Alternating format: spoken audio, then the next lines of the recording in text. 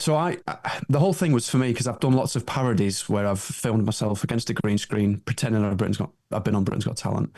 And one of them was I pretended that I was the Phantom, which was this invisible magician. If nobody's seen it, where there's like the chair is moving and Amanda sat there with the balloon, and the balloon pops by itself, and it's all a bit spooky and creepy. And I pretended that I was the Phantom, and it was me dressed in a swimsuit. And when I put this swimsuit on, I'm almost invisible and I move undetected, right? I green screen myself onto the clip, so it looks like I'm stood next to Amanda in this silly swimsuit, popping the balloon, and no one can see me whilst I'm pulling funny faces and that. And that for me was like, right, if I'm going to go on the show, it's got to reference something that I've done with this BGT parody thing. And so it was kind of built around that, and it was custom made for that platform. So it worked within that format. I've had to almost adjust you've kind of got to adjust your creativity for whatever format you're doing. And I found that I've had to kind of change a little bit of how I word things and maybe a little bit more blue. And when I say blue, there'll be the odd innuendo here and there. I still think I'm not an adult comedian or anything, or adult magician, but definitely for Britain's Got Talent, because it's a family show. Any mention of, I had a line in there where I mentioned about exposing myself online. I was on about revealing a trick, but they're like, yeah, you can't have that because it suggests something else. I was like, all right, fair enough. So it's little things like that. So yeah, long story short, it was basically a bespoke routine for that, and I think it kind of has to be, because it's got to be a damn good routine where you're not slightly customizing it for a format like that, because it's got to be within a certain time frame. The show itself is not just a talent show, really. It's a reality TV show, is what it is. And so it's almost like the magic is secondary to whatever you are or your personality or what the spin is. And that's the thing that people remember, because the show's been on years and years. How many magicians have they seen? You've got to really stand out with something unique now, I think. So it's getting more and more difficult, I think, for magicians to stand out, because we're all getting exposed to everything all the time.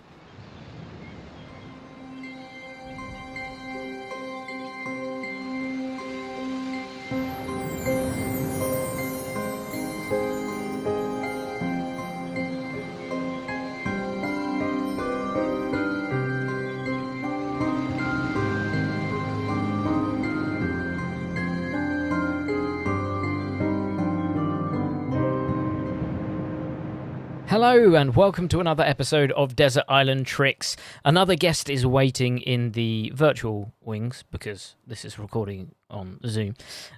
And it's a very exciting guest indeed. We're very, very lucky to have him, actually, because he's incredibly busy and he actually squeezed me into his very busy schedule.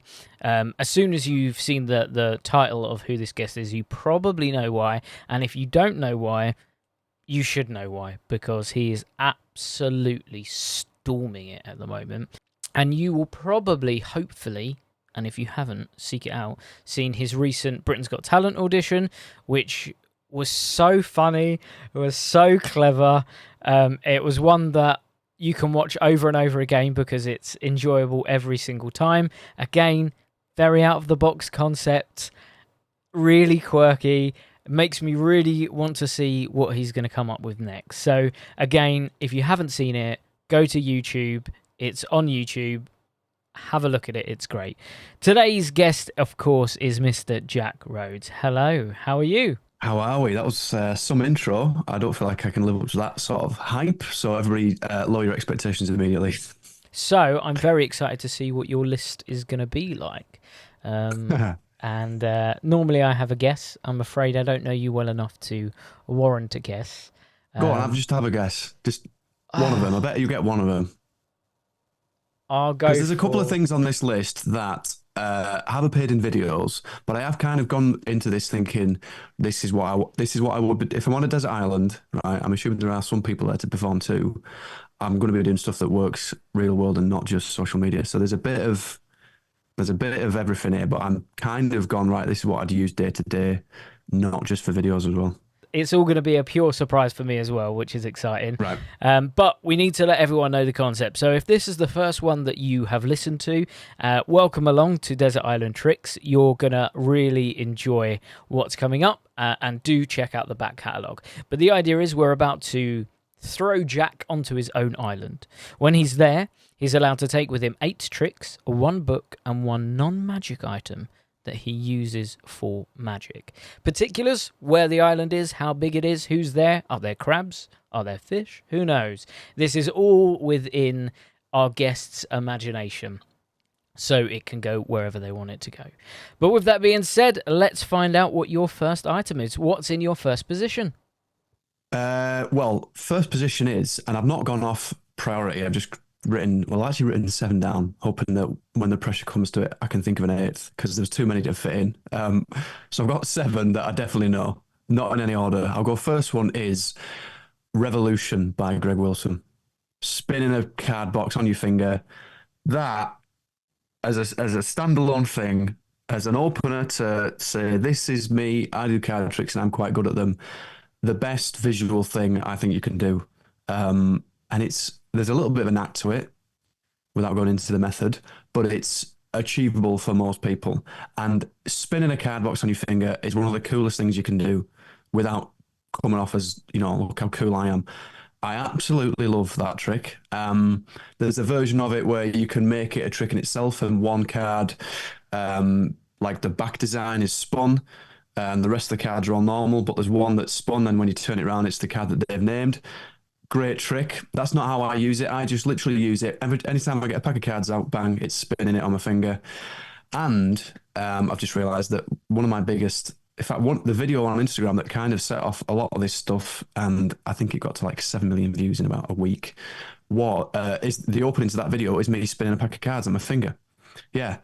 So it's like it works to capture attention online, and it works to capture attention in person. It's just the perfect opener to a card trick, and I recommend that anybody who does cards needs to have that trick. It captures an audience's attention in seconds, but you also don't need to say anything for everyone to know what's happening. Yeah. So the fact, if you work restaurants, for example, I always believe that during downtime, sometimes you have to stand at the side whilst food's coming out, whilst you're looking for the next group to go to. You should always be doing something magical to the side. So if someone wants to glance over, it doesn't look like you just stood there. It looks like you're doing something. So, make something float, or, flicking a card in the air, whatever.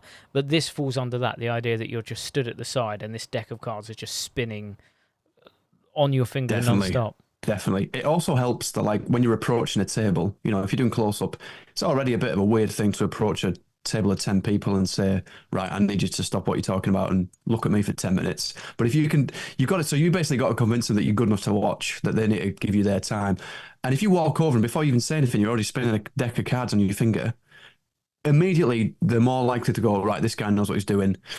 Let's watch them. They're worth the time. So yeah, that's definitely a massive, for me, that was one of the first tricks I got, and I was like, I will use this all the time. Yeah, it's an excellent one, and I don't believe it's one that we've had yet. But that brings us to number 2. So what's in your second position? So second, I've done this for a sneaky reason, the Card to Phone app. I mean, pretty much everybody's got this. It's, it's pretty cheap, I think. And essentially the trick allows you to pull a card, a coin, a small object out of your phone, and it goes from digital to real. And the reason I like this is, again, it's visual. I think a lot of these are visual. I'm a big fan of visual stuff, because also it works well in real life, but also it translates well in video. And a lot of what I do is video based. But the Card to Phone app, I use this for getting, either I get a card named or I'll have a card signed. At the end of the routine, the card will appear out of the phone. And it gives you 2 magic moments. There's a moment where you pull the, like, if you do, I mean, one of my later, this is kind of a spoiler for later on, but if you pull a card out and you reveal that the signed card is folded up in your wallet, that's great. Great trick. How did it get in there? But if you do the Card to Phone, you've got, how did the card end up in the phone? But also, how did you pull it out of the phone? You're making 2 magic moments. And I've done both versions of Card to Impossible Location, and I always found that by using the Card to Phone app, there was 2 moments of, no way, how did they do that? You've got the first one where you show there's a digital thing on the screen and you pull it out, that already gets the reaction. They're like, whoa. And now you unfold it and it's their card. So you're packing in 2 big moments into what would have been 1 big moment. And it also means I get to take my phone to the island. Oh, loophole. I like it. Yeah. Great. So that takes us on to number 3. What's in your third position? Third position. And And to be fair, a lot of kind of what I'm putting on this list is they're kind of more utility items than they are tricks. I'm a big like it's rare that I'll do a trick and I'll do it exactly as it is in the box. I like the revolution to me is a utility item. That's not you wouldn't really unless you did a routine where I described where the card spins. To me, that's a moment before another routine. The card phone app is part of a routine, and I like to take stuff and make my own routines with them. So it's rare that I do a trick standalone as it's taught and that's it. But this is one of the exceptions, and I'm sure you've had this by lots of other people. It's Standup Monty. It's an absolute banger of a trick. It's a 3 card Monty routine by Garrett Thomas. In about 2 minutes, depending on how fast you do it, you've had about 5,000 moments of magic. It can happen in their hands. It doesn't have to happen in their hands. It can be done high up. It can be done low down, depending on where people are sat. It works well on video. It works well in real life. And it shows off some skills. It's also enough. It's difficult enough for not everybody to do it. But it's not too difficult that not everybody can do it. It just requires a bit of practice and to maintain there's a lot to remember with that trick. But if you learn it, it's a hell of a routine. It is one that we're getting a lot, but for good reason. But I do think it's one of those routines that, in order for it to be done well, you have to not think about it. You have to get to a stage where you're just so slick and so fast that should anyone try to catch you out with it, for example, you're on it straight away and you know how to get around that moment and you know how to mitigate that as a circumstance. Yeah, definitely. I've got to the point with it now where I don't even have to look at the cards. I just know which one's which. And so it's arrogant to say, but I almost do it blasé, which makes the whole thing play even bigger because it's like, how is he keeping track of where the queen is and where the 9 is? And yeah, it's such a good routine, but it does require that initial level of effort to get it honed because it's quite easy to not do convincingly, I think, is the one thing I'd say to people that try to learn it. And so you really got to get them moves down, make sure you've got it practiced. And if you're going to repeat it at gigs, make sure you're confident enough to do it because you guarantee that the one time you do it live, the first time, you get it wrong. But it's almost built in. I've done it, like when I first started learning it, I did it wrong a few times. And without giving away how it works, it almost didn't matter because it was like, oh, there's a queen. Oh, now the seconds a queen's appeared. How's it done that? And so, yeah, it cuts the routine short, but it still kind of got across what the trick was. And it helped me build the confidence up because I was going, kind of don't matter if I get this wrong. It more matters if somebody calls you out and says, I think it works this way. Yeah, I think you're absolutely right. What I love about what you just said there that I don't think anyone said is when you said that you do it almost blasé.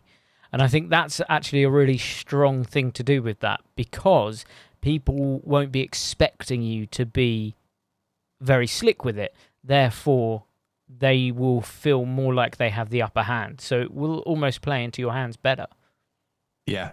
And I think you've got to be careful with this sort of routine in that it can be played to be like, oh, there's different ways of doing it. It could be, look how great I am. I'm manipulating this. Or it can be, right, guess where the queen is? You're wrong. You keep being wrong. You're a loser.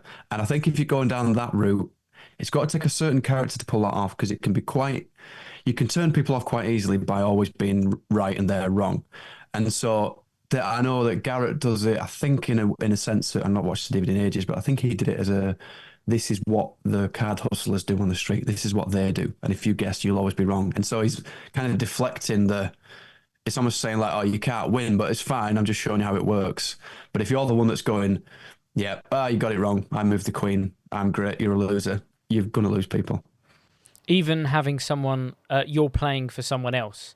So you say, right, you're on my team and we're against him. Suddenly, it becomes a fun thing with 2 people against 1. So it takes the pressure off of you. It's supposed to just be a fun game that everyone's involved with. Yeah. The problem with that trick is it's so strong to then follow that up with another card trick that takes 2 minutes to get to a good ending. It's like, well, I should probably end with this. Is it one that you would normally do as an opener? I normally reserve that because it stays in my top pocket. I don't have it as part of a normal set, but if it's something of like, oh, quick, can you show this person something quick? I know I can do that as quick as I want.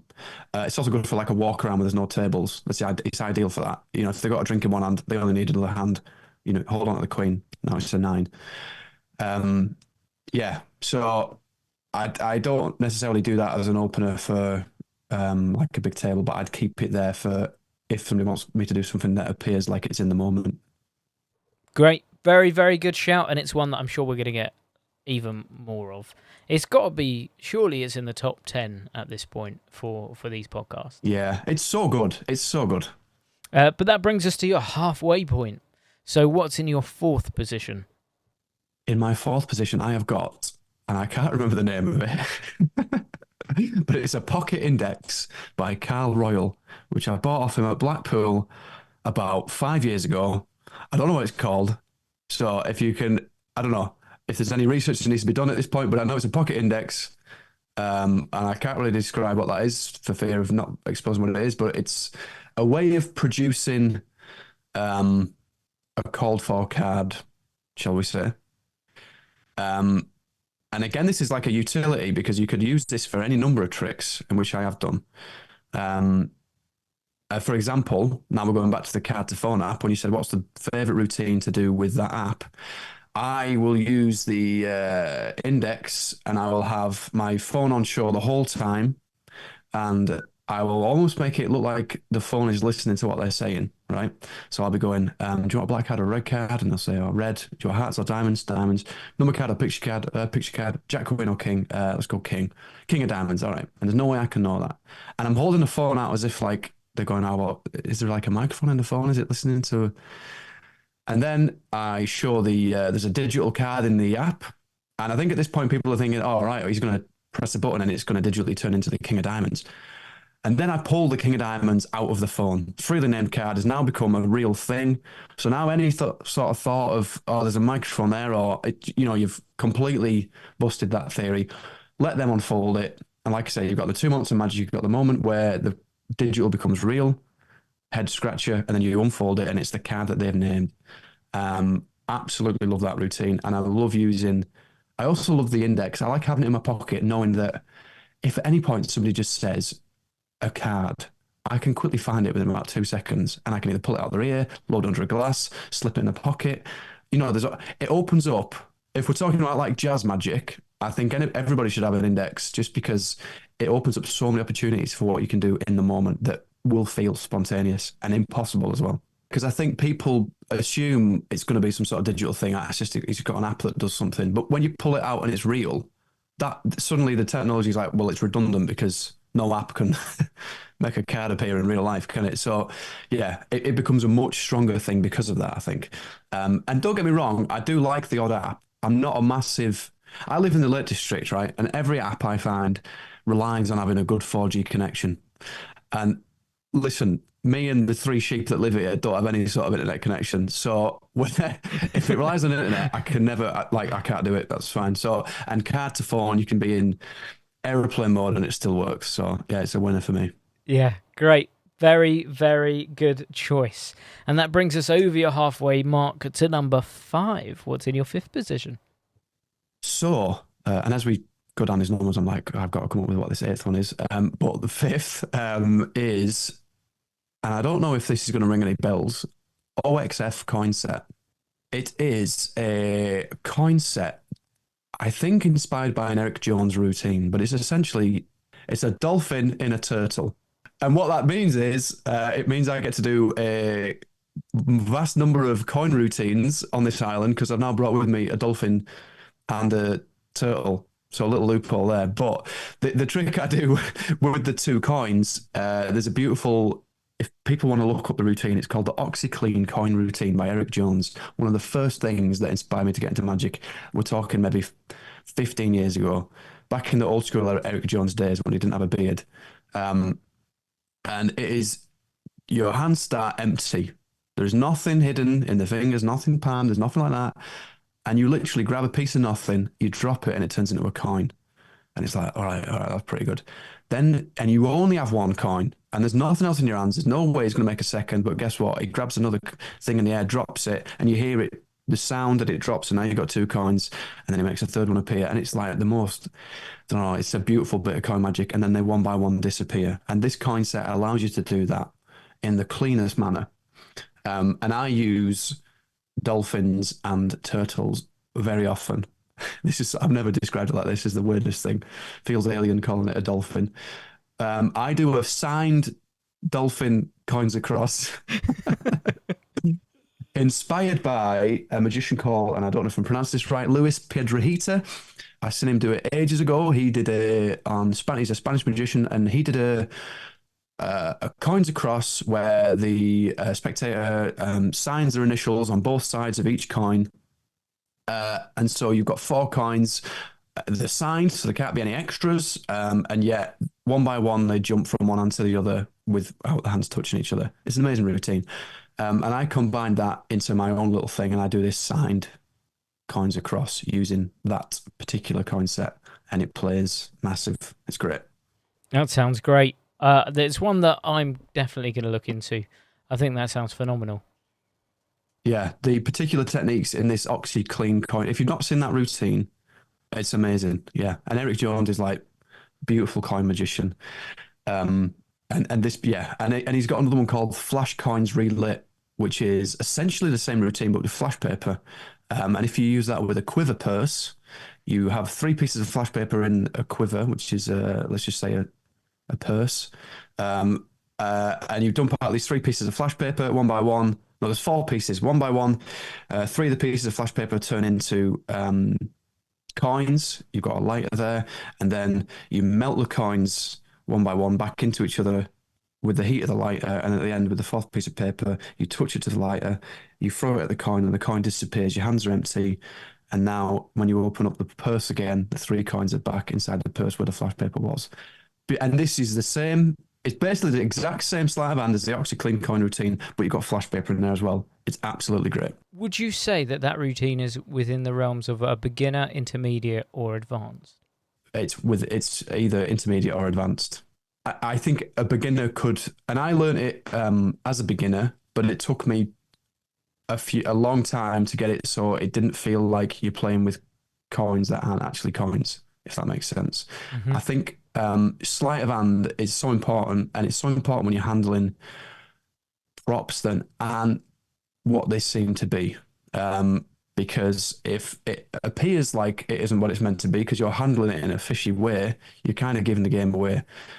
And so there's definitely a skill to handling gimmicks and stuff, and making it feel like it's the real thing. And that is probably the challenge with this particular trick, is that to make it feel like you are handling 3 solid pieces of silver and they're just melting into one and doing this and that. It takes a bit of skill to get that down looking as good as you want it to. So I'd say anybody can learn it, but to make it look really convincing is quite a difficult thing, but worth the effort. Great, excellent choice. And just looking at your list so far, so we've gone from Revolution, which is sort of a stunt effect. You've gone all the way to technology. We've now got, a card trick halfway through, now coins. It's a really, really nice, diverse mixture of effects. Yeah, I'm a big believer in doing a little bit of, there's some magicians are just card magicians, there's some magicians that mainly do coins. I was always interested in learning as much different stuff as possible. And I think if you can break up a set, we're talking close up now, but if you can do a card trick, then a coin trick, and then a Rubik's Cube trick or something, I think that's a great, diverse thing. I think audiences appreciate something different, and it helps differentiate tricks from one another. Like, I've done sets where I've done 3 card tricks back to back, and when you ask people at the end of it to describe what you've done, it's like, oh, well, this, he just did stuff with cards, and it was in my hand, and then it was in my pocket, and it kind of all merges into one. And so I found that to leave an impression, it almost does help to have differentiating things in your set, because it's like easier for somebody to recall what you did. It's like, oh yeah, the card trick, that was unreal. It was in my hand, and then it was this like clear plastic block, and then but then the Rubik's Cube thing, and now it's easier for them to recall because there's 3 definite separate things that have taken place, and not just one thing that blows into one. Not that there's anything wrong with that, but that's what I found. I like to diversify the stuff, and now that I'm transitioning back from the video world into more live stuff, I'm definitely trying to maintain that of doing stuff that is like varied and not just the same thing over and over. Hello guys, I'm here to talk to you about Alakazam Unlimited. This is the best streaming platform in the world, I'm telling you now. With Alakazam Unlimited, you get access to over 150 magic routines. This is video performances and explanations. We have card magic, coin magic, kids magic, rope magic, mentalism, stage, parlor, impromptu. We've got you covered. All of this for the low price of just £4.99 a month, and you can cancel at any time. Perfect if you've got commitment issues. Yes, I'm talking to you. Guys, you are going to absolutely love it. If you haven't joined the platform already, what the heck are you doing? Alakazam Unlimited is a streaming platform that you need to be a part of. Not only that, there is also exclusive content only available on the platform. Check it out now, alakazam.co.uk. Cheers.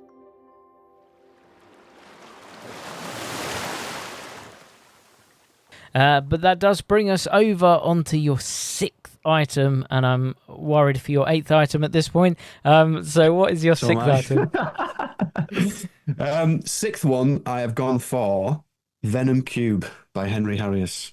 Possibly too popular because it's so accessible and it's such a strong trick. But my thinking here was, it also allows me to take 2 Rubik's Cubes to the island, so I can do my other Rubik's Cubes tricks as well. Because, like, shout out to and this isn't really a trick, this is more of a lecture, but I watched Takamiz Usui's Penguin Lecture, who is, I believe, a Japanese magician. And years ago, he came up with a method of solving a Rubik's Cube one-handed very quickly, shall we say. And that kind of, for me, unlocked this whole Rubik's Cube thing. I think we're in danger, actually, of Rubik's Cubes being almost becoming like card tricks, and that every magician is doing them. So it becomes harder to differentiate what makes your version unique. Because essentially, a lot of the tricks are, here's a cube, it's mixed up, bang, it's solved. Look how quick that was.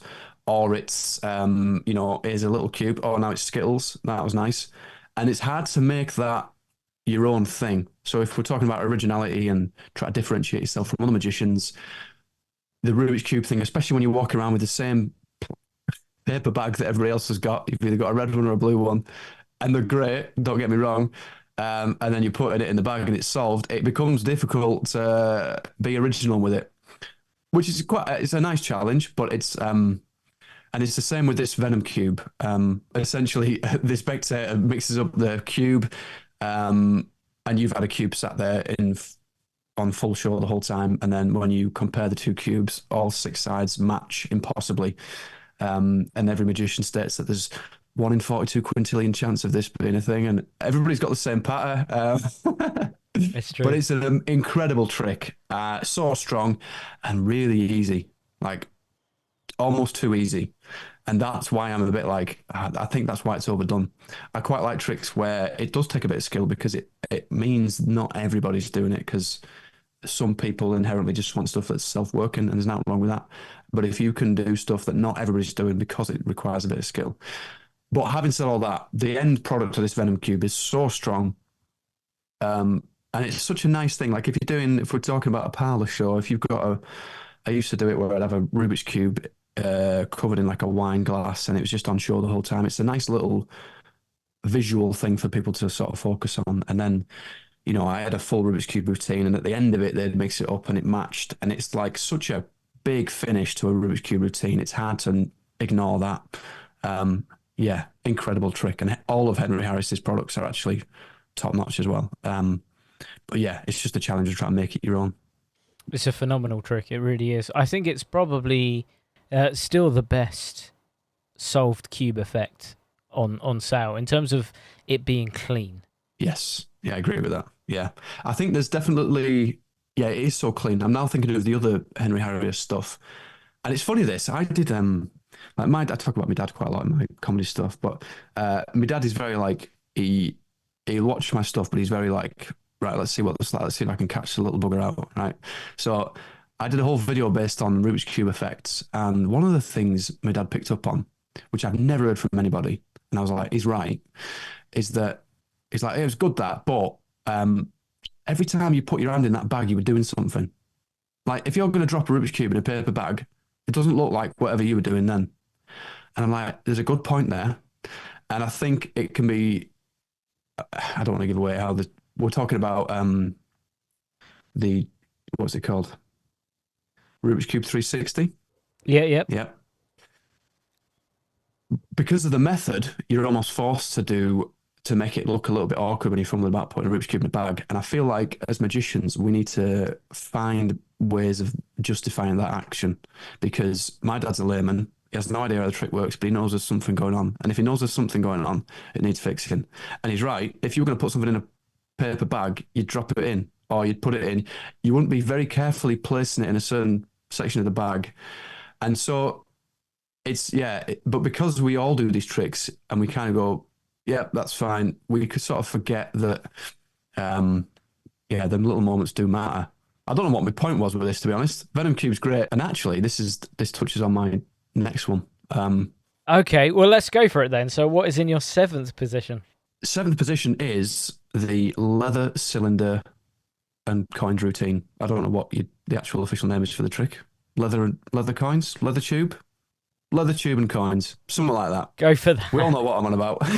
It's the one where you've got a leather tube, and there's a stack of 3 or 4 coins, and you put the tube over the stack. One by one, the coins appear at your fingertips, and you lift the stack up, and the coins have disappeared. Sometimes people put a piece of cork on the top of the coins, and so when the coins disappear, there's now a piece of cork left, which helps sell the effect, and it's a really nice touch. I've got the Joshua J Vanishing Ink version, which uses a ring, which I think is a game changer for that trick, for me personally, because you've now got a visual thing and an audible thing. Because when you, like, in the audience's mind, if you're manipulating them coins, you'd hear the ring against the coins. And so having a solid ring instead of a cork, like when you drop a solid ring into the tube, you'd hear it land on these metal coins. And so it sells the effect even more. Absolutely amazing trick. I don't do it often enough. I've done it once for a video, but if I'm on a desert island, I think that is the routine I'd want to just perfect just for myself. I don't think it has to be done in the right time and place. It can't really be done walk around unless you've got the exact right conditions. It's too small for a stage show unless you've got a live video feed, and it's maybe just big enough for a parlor show. And so the actual format of where you do this trick is quite restricted. But if I'm on a desert island, I'd make it work. I'd perform to the fish and crabs that you mentioned at the start. So, but the reason that I mention this is similar to the Rubik's Cube thing, is that let's say part of the way this trick works is how you pick up the leather cylinder. Let's just say that. And and every magician does this. I don't know anybody that hasn't done this. And this is another thing my dad picked up on, which is just a good example of a fresh pair of eyes seeing something for the first time. Is my dad was going, I have no idea how that works, but every time he picked up that cylinder, he didn't pick it up how a normal person would pick it up. And I'm like, right. Okay, I'm not going to tell you how it works, but yeah, something's going on there. So you've spotted that there's something iffy. And so now I pick it up as if there's even pressure on the whole thing, and it sells the effect, and it is how you would pick up a cylinder anyway.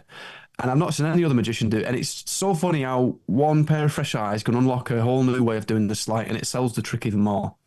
But I think that trick in particular is full of all these little moments that you could just really obsess about and get. Like, if you're on a desert island, I'd absolutely love to just do that over and over and get it to the point where it's seamless, because it's such a nice trick. Is that always the version that you've done, or did you do a version before Josh J's version came out? I did a version before. I did a version with the corks and a coin set that I'd made in the garage that was horrific. And cut myself every time I tried to do the trick. And then I didn't really... When I was gigging close up, before I started doing video stuff, before the pandemic, I was doing a lot of weddings and parties and stuff. And I just found myself doing the stuff that I knew I could do a lot. And that trick was never one of them. And so when I started doing the videos, I thought, well, actually, this trick is good for video because it can be done... Like, it plays well for video, but I can film it exactly right. I can get it can be close up, it can be further away. Like, the restrictions that you have doing it in a stage show don't really apply for a video, and it is a trick that can be rewatched and you're not going to figure out how it works. So it ticks them boxes. Great. Excellent choice. And that brings us onto the tail end of your 8 tricks. The one that I'm not even sure if you know what it is at this point. But this is your 8th trick. What's in your 8th position? I'm looking around at the stuff that I use a lot. Let me tell you the things that that could have gone in.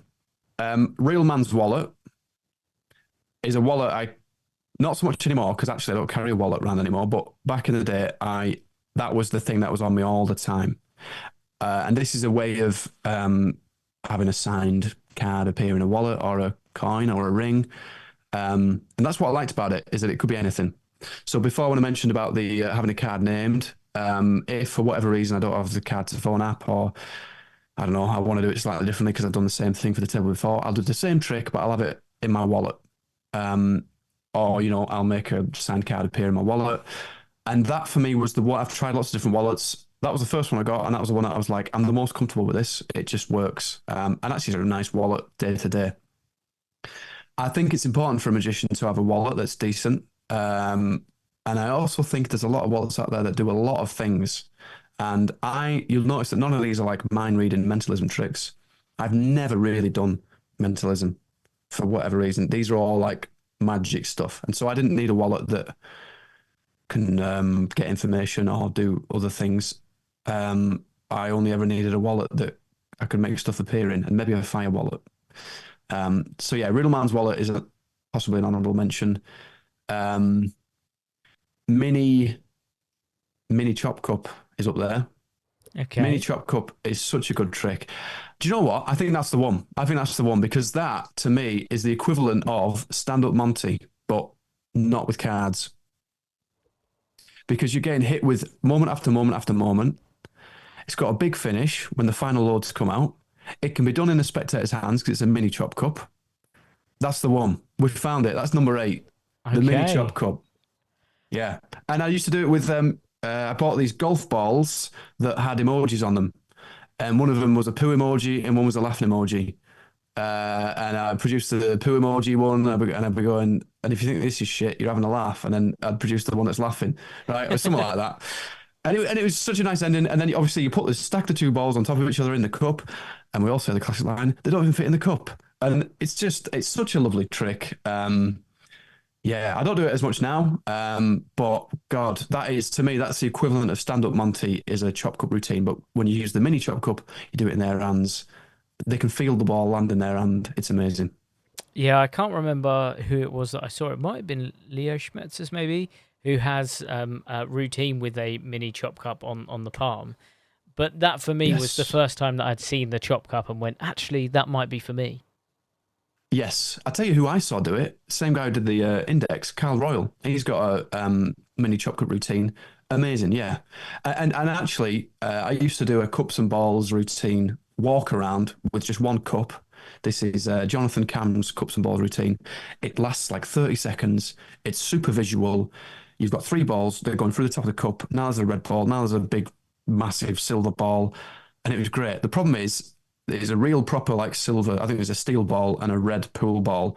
And I'm a skinny guy. And when you're carrying around a steel ball and a red ball in your jacket on one side, you look like your dad's jacket has been tailored on one side and doesn't fit on the other, right? But with the mini chop cup, I found that you still get the impressiveness of the final loads, but you don't have to carry around these 2 massive balls. So I've just got 2 golf balls in my pocket, and it's great.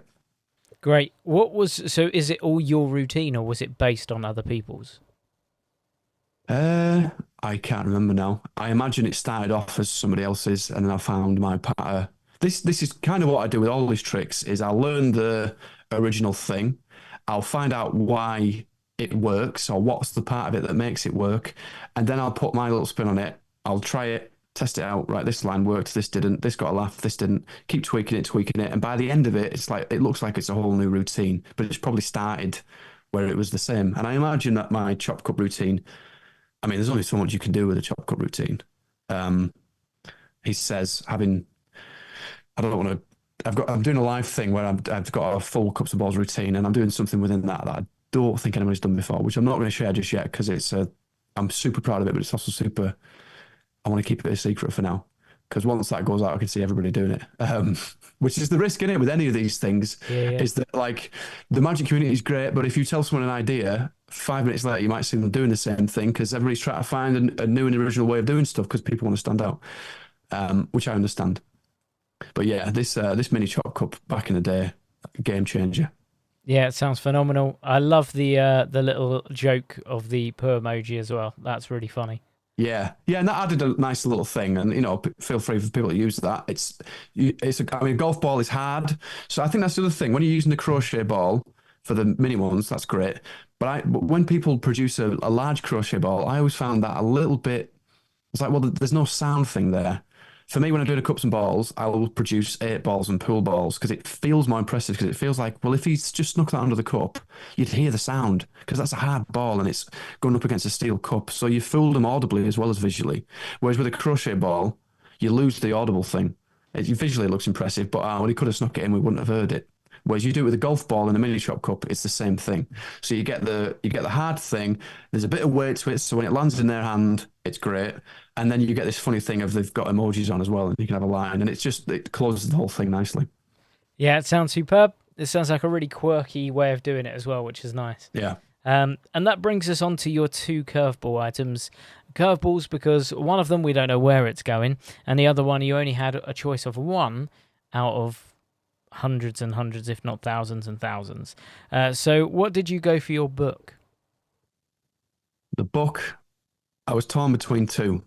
One of them is Luis Pedrer's book called Coins and Other Fables. That's an honorable mention because there are so many routines in that book that I would love to just dissect. And if I was on a desert island, I'd love to do that.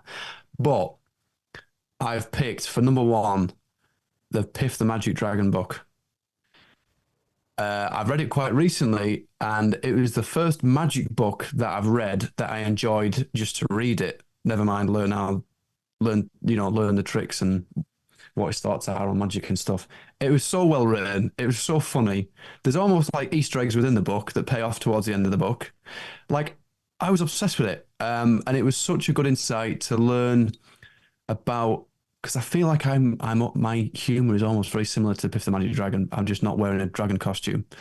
It's very like, I don't know if that makes sense, but it's very self-deprecating. It's almost like taking the mick out of the thing you're doing, but not quite. And so I identify quite a lot with him. And he talks a lot about like the process of becoming a Vegas headliner, and he's really honest in the book, and he's talking about the ups and downs and how it all really didn't work out, and then it did work out, and it's like, wow, it's really it kind of puts things into a new light, and it's nice to read a honest book like that from one of the top magicians in the world now. It was just so funny, and the tricks are amazing. And also, he has this whole running thing throughout the book, where he's basically like, "I'm going to teach you the tricks, but don't perform them because they're my tricks." Because they're all so specific to like having a magic dragon dog or wearing a dragon outfit. It's like, well, if you're going to do this trick, you've basically got to rip off my entire act. And I appreciate the balls of a man who releases a magic book and then says, "Don't perform any of the tricks." That's brilliant. So that'd be the book, purely for the readability. Because if you're stuck on a desert island and you've got one magic book, you best hope that it's got some readability. I think the same with Notes of a Fellow Traveller, which is Darren Brown's book, which is almost like a collection of thoughts from being on the road and sort of the business behind the magic as opposed to just the magic. I feel like there should be more books like that. I feel like arguably we can learn more from people's experiences in the industry than just what happened when you did a double lift, Exactly, yeah. It's funny, I read Darren Brown's book that you mentioned there, I think a week after doing Piff the Magic Dragon's book, and it was like, wow, I've got 2 books back to back that are like show the honest trials and tribulations of an actual performer. And Darren Brown's book was one that I considered. Also, another one was You Are All Terrible by Harrius and Greenbaum. Greenbaum? I don't know. Northern, uncultured. But yeah, that was a hell of a book as well. It's funny. It raises a lot of good points. You might not agree with everything, but it's an entertaining read. So So that was up there as well. It says you are all terrible for the professional, amateur, and anyone else who's terrible.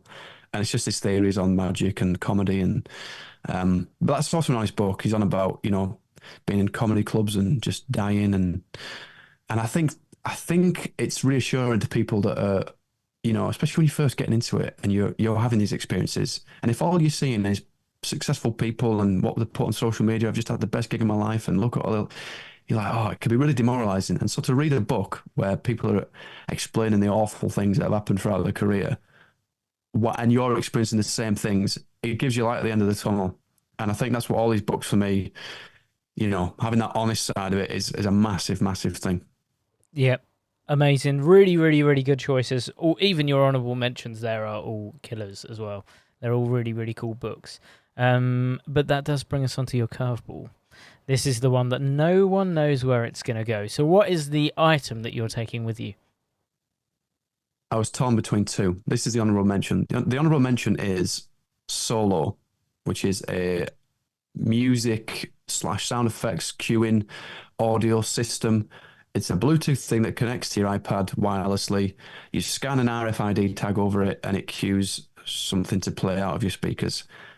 Absolute game changer for me. This thing is the reason why I'm now doing live shows, and will be in the future. I'm now transitioning from doing content to live. I'll be doing both, but I was always a little bit like, my content is the best of what I can do. But now this thing has unlocked being able to do sound effects and music, and I feel like I can now translate what I do in the video world live. That it's a game changer. If anybody's like, I think it's about 600 quid for the unit, which sounds a lot, but people will spend double that for, I don't know, a pad that they probably put in the magic drawer after 6 weeks. This thing will just change your entire. It means you don't have to rely on a sound guy or you turn up to a show, you don't have to teach them the entire show, and you're not nervous because they're going to get the wrong cue. There's all sorts of stuff. It's a massive thing. But on a desert island, I'm not sure how useful it would be. So my number one is my video camera.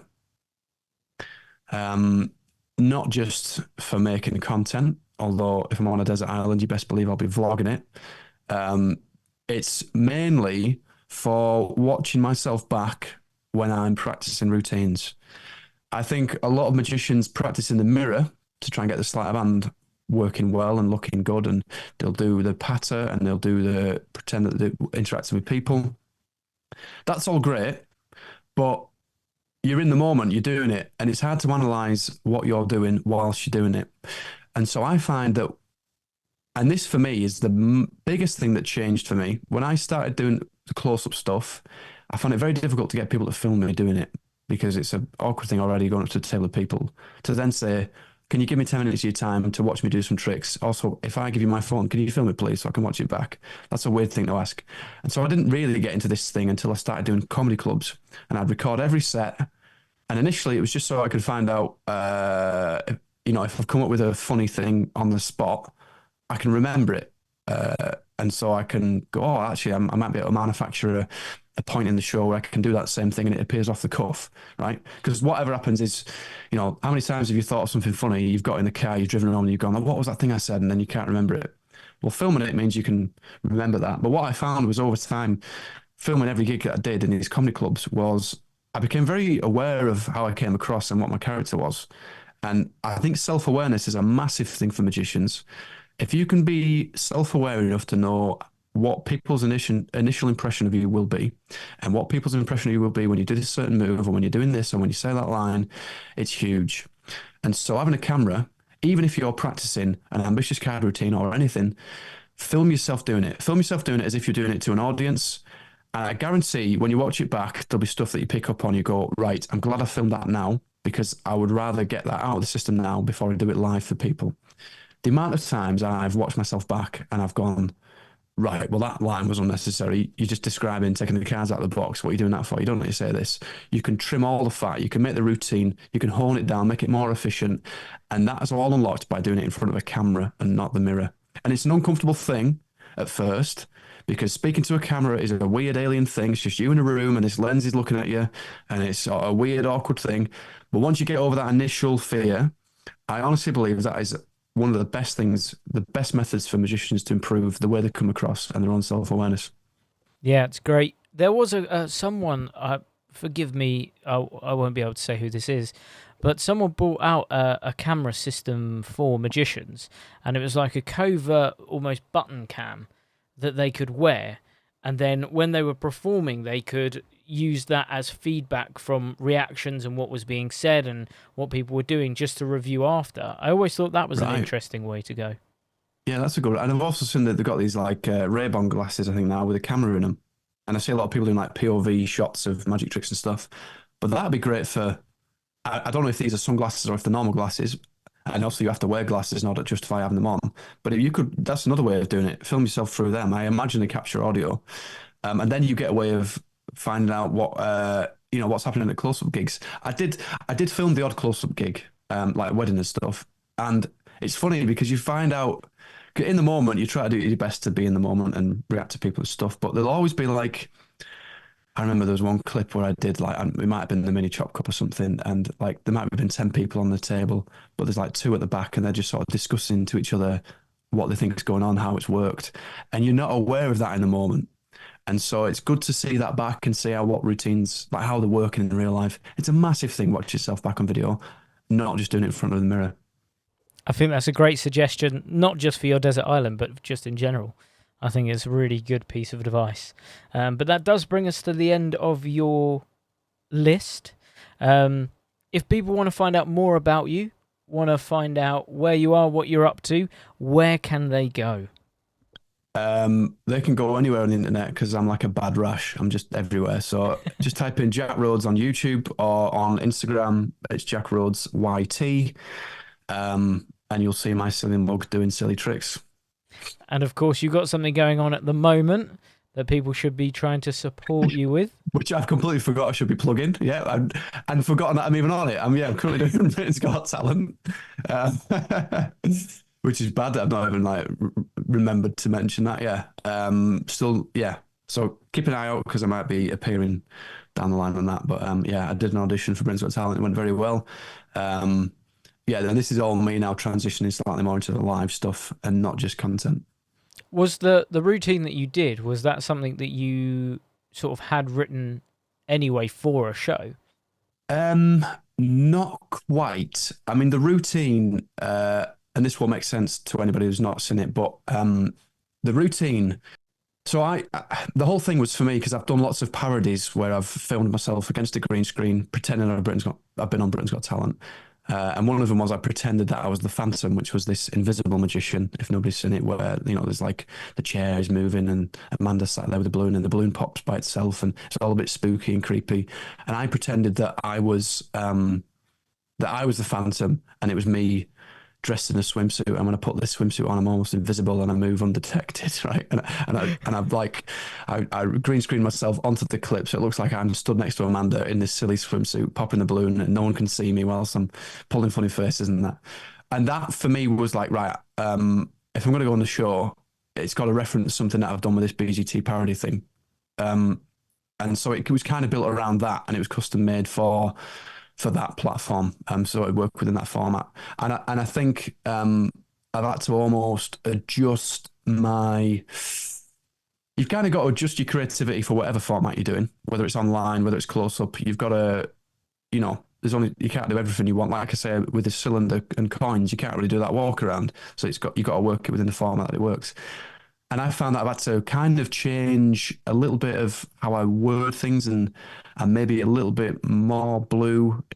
And when I say blue, like, there'll be the odd innuendo here and there. I still think I'm not an adult comedian or anything, or adult magician, but definitely for Britain's Got Talent, because it's a family show. Any mention of, I had a line in there where I mentioned about exposing myself online. I was on about revealing a trick, but they're like, yeah, you can't have that because it suggests something else. I was like, all right, fair enough. So little things like that. So yeah, long story short, it was basically a bespoke routine for that. And I think it kind of has to be, because it's got to be a damn good routine where you're not slightly customizing it for a format like that, because it's got to be within a certain time frame.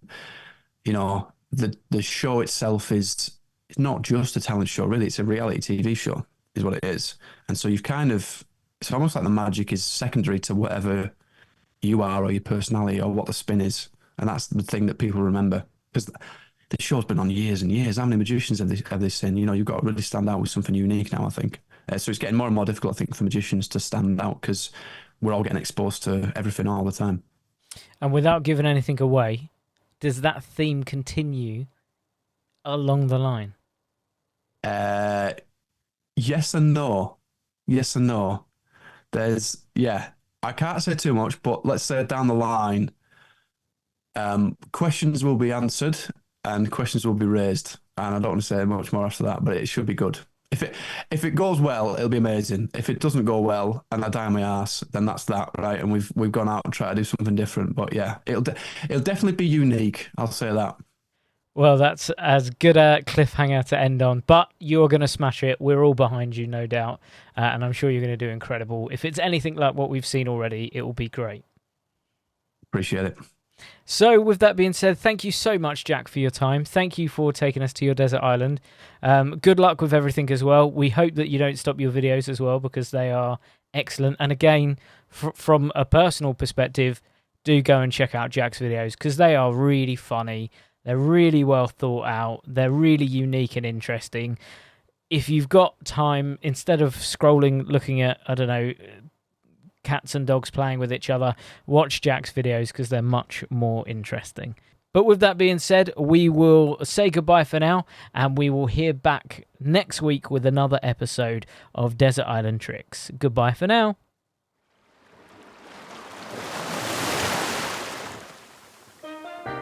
Hi, Peter Nardi here, and I really hope you enjoyed that podcast. I just wanted to let you know that Alakazam have their own app. You can download it from the App Store or the Google Play Store. By downloading the app, it will make your shopping experience even slicker at Alakazam. You'll also get exclusive in-app offers and in-app live streams. So go download it now, and we'll see you on the next podcast.